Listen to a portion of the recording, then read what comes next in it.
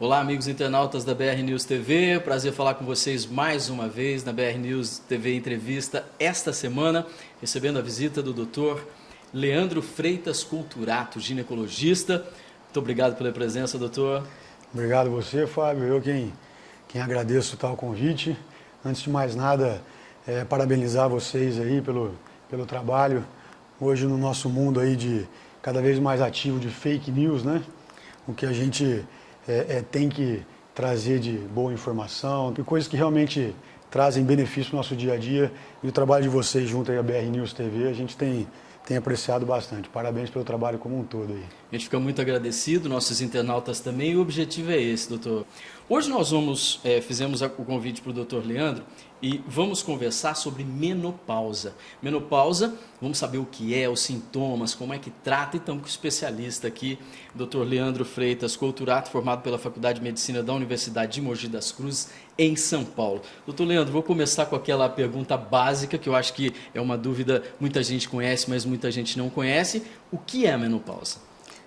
A menopausa é a hora que você está num consultório ginecológico, sem dúvida alguma, para as mulheres a partir dos seus 40, 45 anos, acho que a palavra certa que define como um todo é o medo, né? Acho que não tem uma mulher que não começa a sentir o medo em algum momento da sua vida da menopausa. Mas a definição, se a gente for pegar da menopausa, a menopausa é uma data, né? É uma data na qual, onde a mulher teve a menstruação, a sua última menstruação, e ficou um período superior a um ano sem menstruar. Obviamente, não pensando aí num tratamento cirúrgico, onde a paciente não tenha mais o útero, em algum tratamento medicamentoso, onde a paciente pode ficar sem menstruar por causa desse medicamento, pensando de forma natural. Menstruou hoje, ficou um ano sem menstruar, num contexto geral, essa paciente está na menopausa. Ela entra num contexto que a gente chama de climatério, né? Ela é mais bem definida nesse climatério. O climatério, por definição, ele começa por volta dos seus 40 anos e vai até os 65 anos.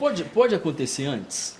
Ou não? Então, a menopausa pode. A gente tem a menopausa precoce, que é exatamente antes desses 40 anos. É muito raro ou é muito comum? É menos frequente, né? Então, se nós pegar hoje a população brasileira, a população mundial, a média da paciente entrar na menopausa, que seria essa última menstruação, é por volta dos seus 48 aos 50 anos. A menopausa, que a gente poderia classificar como dentro de uma normalidade, é dos 40 aos 55. Sim. Antes dos 40, menopausa precoce, depois dos 55, menopausa tardia.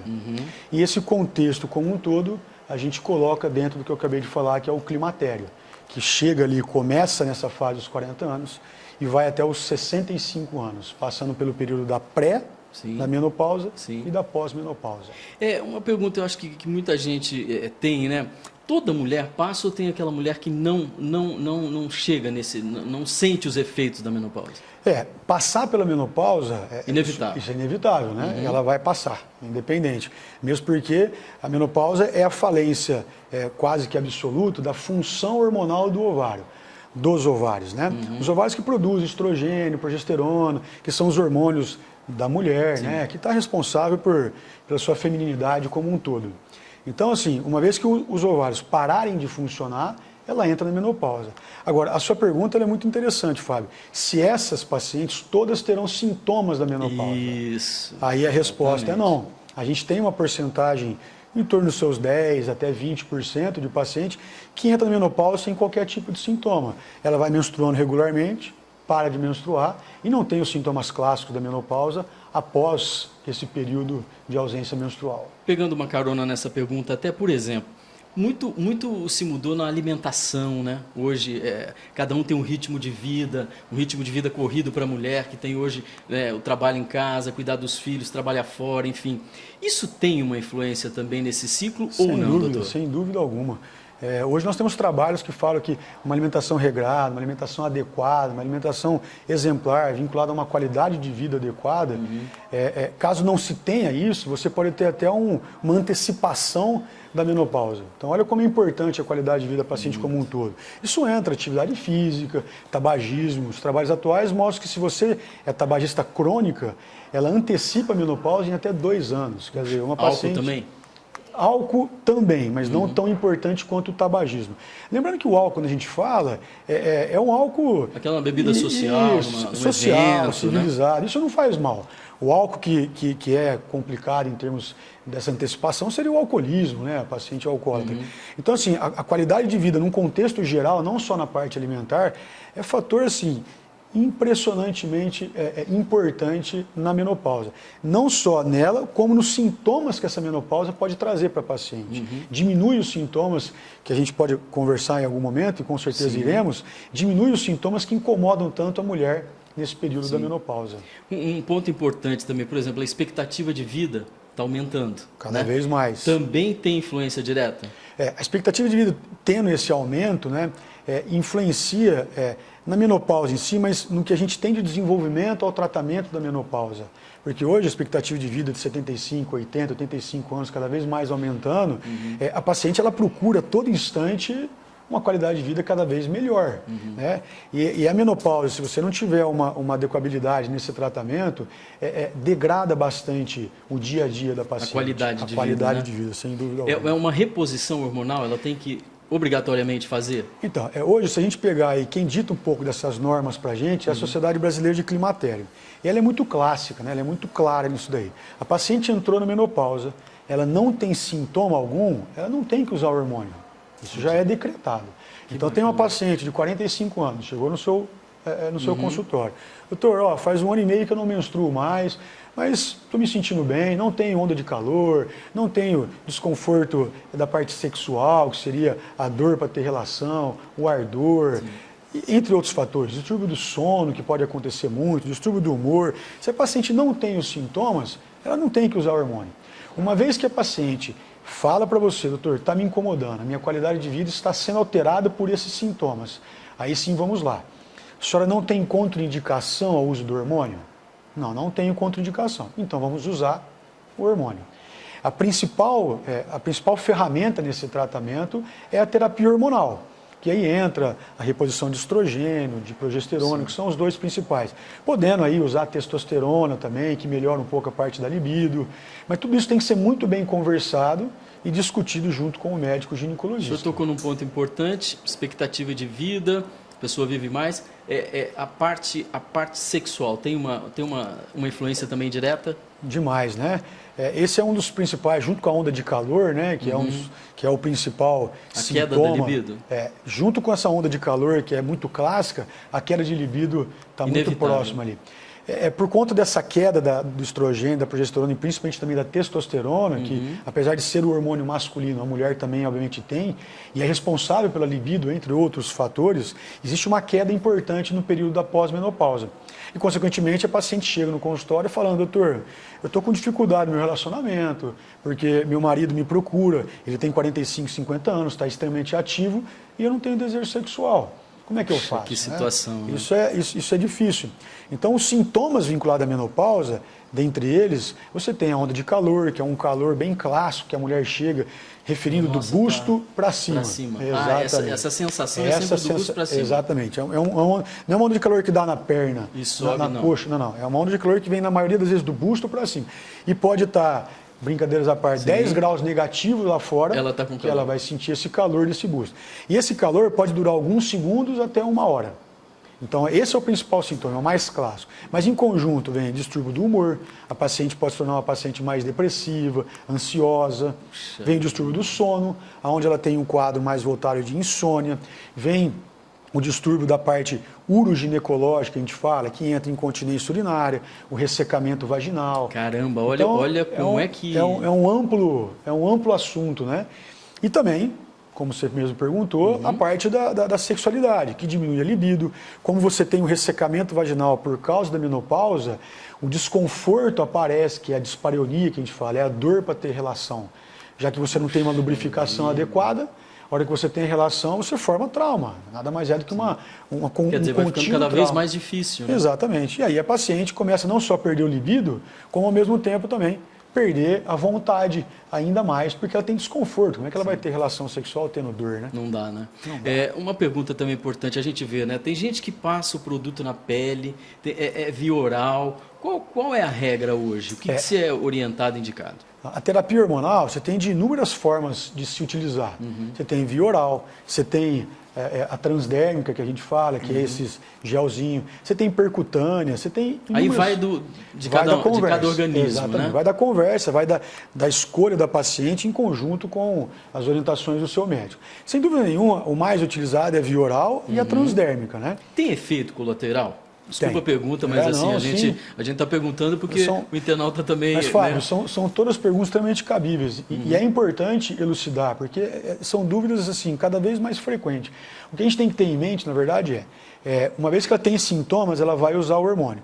Ela tem contraindicação, para depois a gente chegar no efeito colateral. Sim. Ela tem contraindicação? Quais são as contraindicações? Basicamente, as nossas contraindicações seriam câncer de mama, uma vez que ela tem câncer de mama, história familiar de primeiro grau, que seria pais e irmãos, ela não deveria usar ou deveria ter muito cuidado.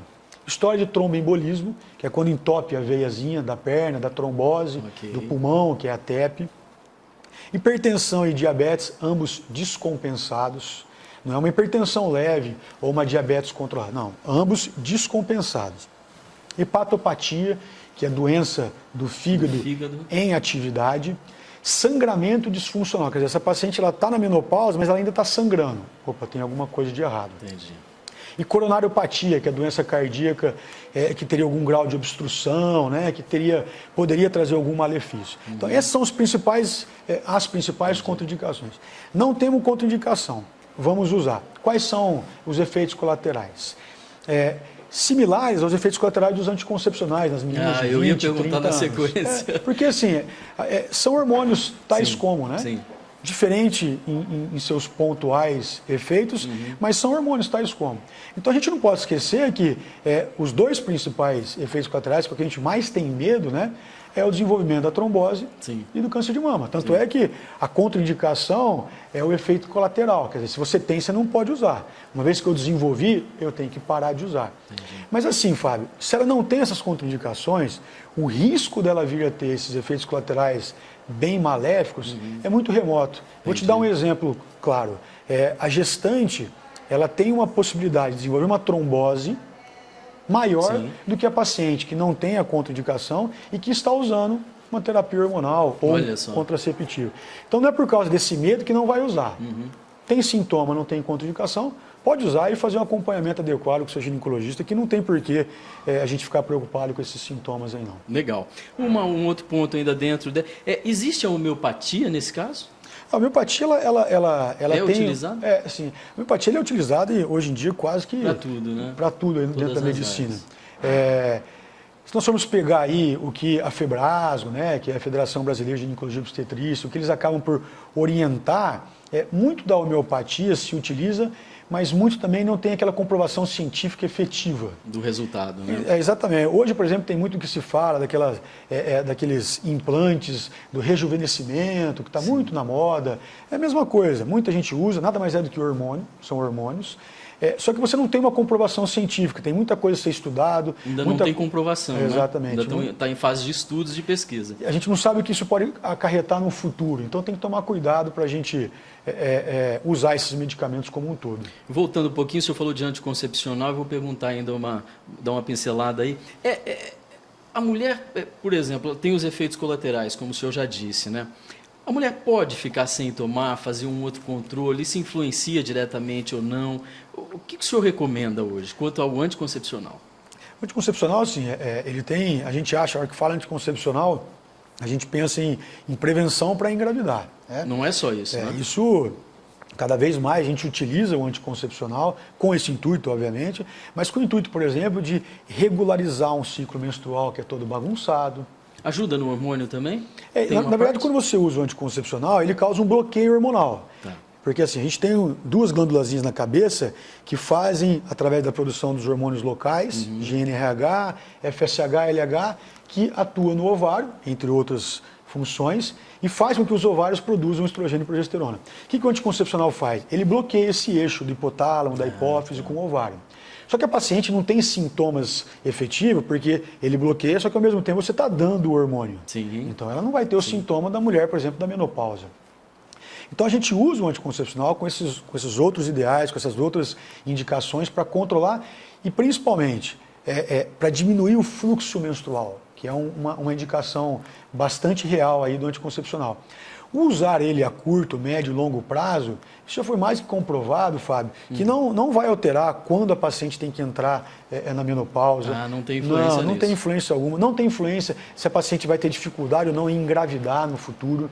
Quer dizer, ela usa anticoncepcional até quando ela quer. Ela parou em 3 a 6 meses em média, ela volta a ter a sua ciclicidade menstrual completamente normal. Ah, que bacana. Isso é bom a gente saber, falar, informar, porque, né, é importante para a saúde da mulher e hoje, né, o homem também precisa saber para até saber lidar com essas situações, né? Como é que o senhor orienta, por exemplo, tem orientação para o homem, né? Como é que lida? Porque ajuda muito, a parte psicológica é fundamental, né? Isso entra em conjunto, né? Não só por conta de existir uma ligação no casal, né? De existir uma cumplicidade, um bate-papo, né? Uma crença entre eles, né? Isso tem que existir.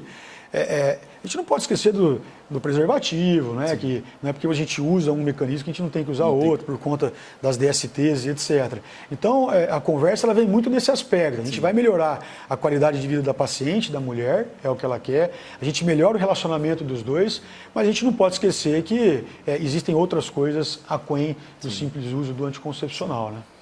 A gente tem observado que a medicina evoluiu muito, né? A tecnologia junto com a medicina tem evoluído muito em todas as áreas, né? Odontologia, a gente percebe que é impressionante o que se realiza hoje.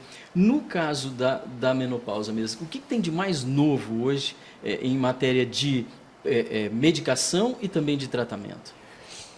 A menopausa, até poucos anos aí, a proposta cada vez mais era, uma vez que a paciente entrou, tem sintomas, vamos tratar, era você usar a terapia hormonal com o tempo mais curto, para diminuir a chance desses supostos efeitos colaterais, dessas complicações. Hoje isso já praticamente está caindo por água abaixo, né?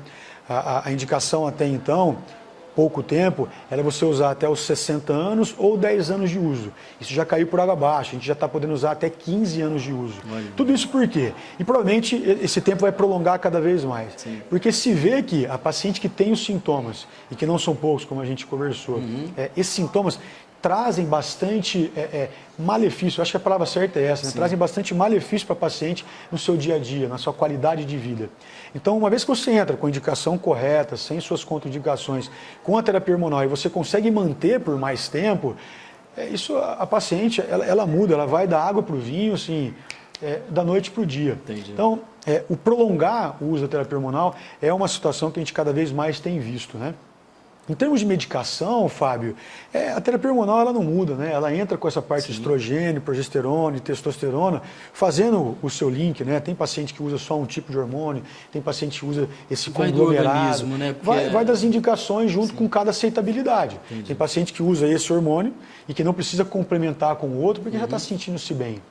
Mas é um assunto... E evolui o tempo todo, evolui né? A cada dia, como tudo, né? A medicina, cada dia vai aparecendo coisas novas. Se você não se mantém ali no Google, nos artigos,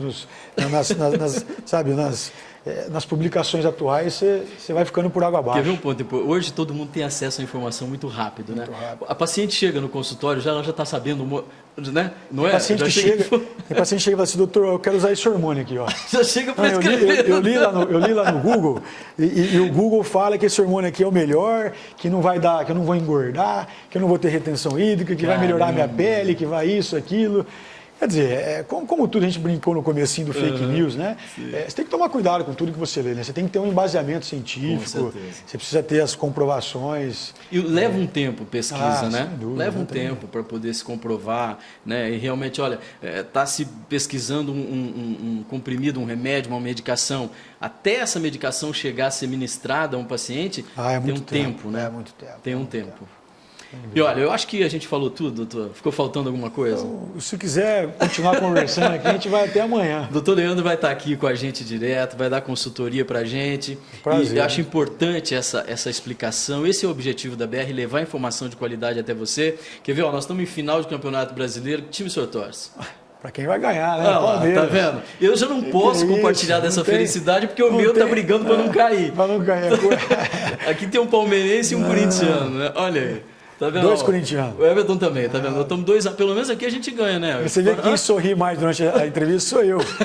Tá explicado. Essa é a justificativa, entendeu? Quase conquistou ontem. O Flamengo tá dando um pouquinho de dor de cabeça, mas vai passar.